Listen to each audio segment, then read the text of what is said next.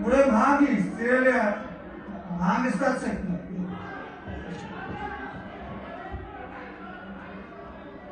Մի հատ հանգստացեք,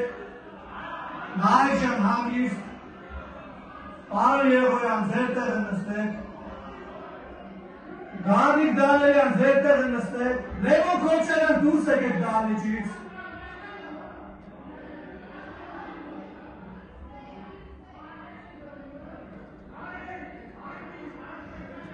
Խնդրում եմ հարգելի գործընկերներ, պարոն Թովոսյան, պարոն Բակոյան, ձեր տեղը գրավեք խնդրեմ, շնորհակալություն։ Հանգիստ, պարոն Երևոյան, ձեր տեղը խնդրում եմ գրավեք, շնորհակալություն, շնորհակալություն։ Բայց ոնց չեք ասում, ես շարունակեմ վերից, ոնց չեք ասում, ժողովրդին չասում։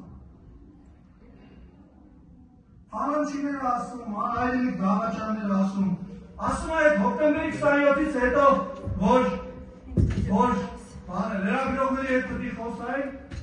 որ պետք է հետո պարզաբանում տա երկրի ղեկավարը հոկտեմբերի 27-ից տեղի ունեցել, ասում թռաշված չի։